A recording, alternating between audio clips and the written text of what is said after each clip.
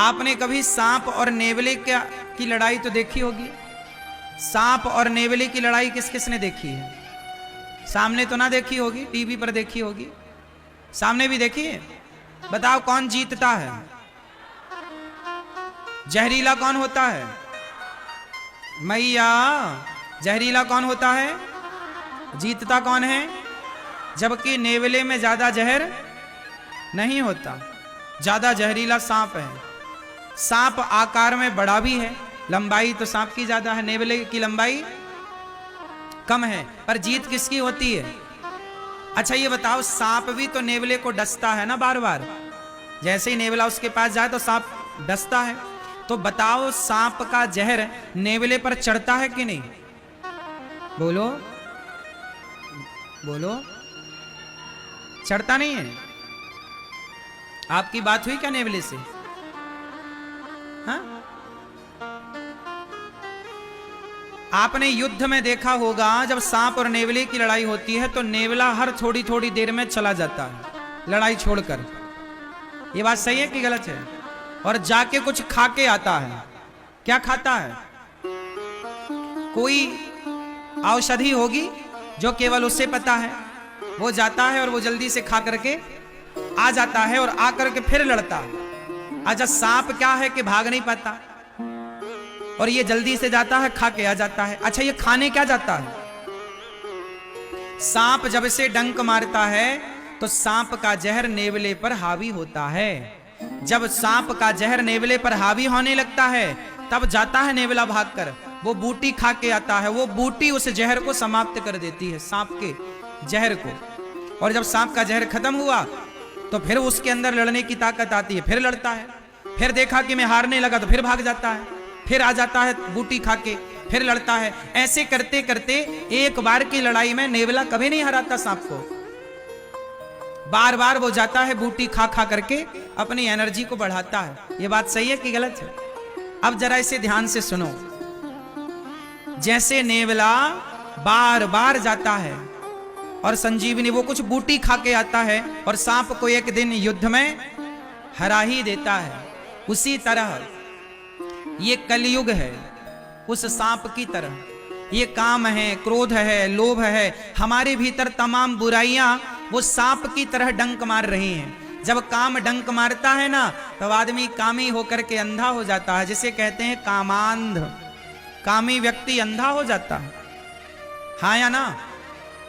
अच्छा क्रोधी व्यक्ति भी अंधा होता है कि नहीं? जब क्रोध आता है तो दिखना बंद हो जाता है और क्रोध में वो रिश्ते भूल जाता है, सब कुछ भूल जाता है और बोलता ही चला जाता है। तो जैसे काम व्यक्ति को अंधा बना देता है, क्रोध व्यक्ति को अंधा बना देता है, हाँ या ना?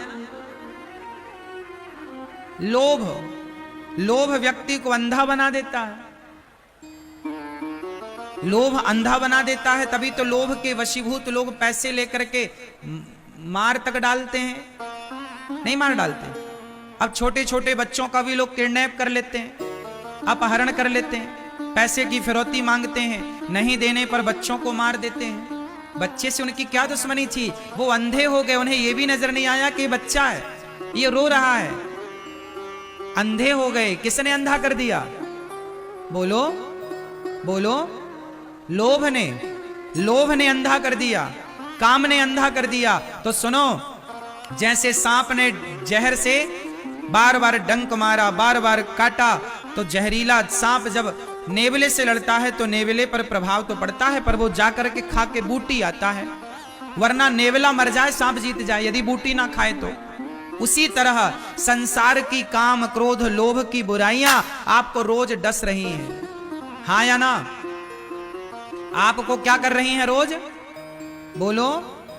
काम, क्रोध, लोभ की बुराइयां रोज आपको डस रही हैं, और एक दिन ये बुराइयां तुम्हें मार डालेंगी। एक दिन ये काम, क्रोध, लोभ और ये बुराइयां तुम्हें मार डालेंगी। इसलिए क्या करो, जैसा नेवला भाग कर जाता है, बूटी खा के आ जाता है, ऐसे आप भी संसार में रहो। काम, क्रोध तो तुम्हें डस ही रहे हैं, लेकिन हर थोड़ी थोड़े दिनों में संतों के पास जा जाकर सत्संग की बूटी चख लिया करो, सत्संग कर लिया करो। भगवान की कथाओं की बूटी ग्रहण करते रहोगे तो तुम जीत जाओगे, और ये काम, क्रोध, लोभ का सांप हार जाएगा, वरना आप हार जाओगे। इसलिए कहते हैं संतों के वाणी में भागवत सुना करो, सत्संग किया करो, तो जीत आपकी होगी। जो आज के युवा सत्संग नहीं करते ना, वो युवा बिगड़ गए। आजकल के लड़के ना, जैसे आप लोग कुंभ नहाने आए हो ना, ऐसे लड़के लड़कियां जाते हैं कहीं घूमने फिरने बाहर, वो कहते हैं हमारा यही कुंभ है। मौज मस्ती करने पराई लड़की पराई पुरुष के संग घूमते हैं, लिव इन जिसे आप लोग कहते हैं। हाँ या ना? क्यों? क्योंकि उन्हें काम ने डस लिया है। जो आदमी, जो लड़का लिव इन में रह रहा है, इसे किसने डसा है?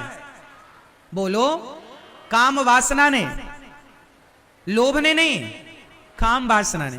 काम वासना ने ऐसा डसा कि विवाह अभी नहीं हुआ और लड़कियों के और लड़कों के संग रहने लग गए, संबंध बनाने लग गए, रिश्ते बना रहे हैं, संबंध बना रहे हैं, लिव इन में रह रहे हैं, अभी शादी नहीं हुई। जबकि हमारे यहां विधान है कि बिना विवाह के पराई स्त्री पराई पुरुष का, जब तक आपका विवाह ना हो जाए, पत्नी ना जाए, पति ना जाए, तब तक आप अपने इच्छाओं को, वासनाओं को कंट्रोल रखिए, ब्रह्मचर्य का पालन कीजिए। पहला आश्रम ब्रह्मचर्य आश्रम है, फिर दूसरा है गृहस्थ, फिर तीसरा है वानप्रस्थ, फिर चौथा है सन्यास। लेकिन आजकल के लड़का लड़की शादी के पहले ही रहने लग जाते हैं, तो कौन डस रहा है इन्हें? जोर से काम वासना इस तरह आदमी पे हावी हो गई कि आदमी भूल गया कि ये छोटी 5 साल की बच्ची है कि 3 साल की बच्ची है, अंधा हो गया। छोटी छोटी बच्चियों के साथ भी तो दुराचार की आप लोग समाज में चर्चाएं सुन लेते हो। क्यों हो रहा है ये? क्योंकि व्यक्ति अंधा हो गया। किसने डस लिया? काम वासना ने। हां, लोभ ने डस लिया। पैसे लेकर मां बाप के बच्चे अपने मां बाप को घर से निकाल दे रहे हैं। पैसा है मां बाप के पास तो बच्चे सेवा करते हैं मां बाप की, पैसा नहीं तो मां बाप को लोग वृद्धाश्रम छोड़ाते हैं। तो लोभ ने डस लिया ना साहब। तो सुनो, आपको भी ये काम, ये क्रोध, ये लोभ डसने के लिए खड़े हैं। आप भी अपना कल्याण चाहते हो तो आप भी और अपने बच्चों को भी सत्संग से जोड़ दो।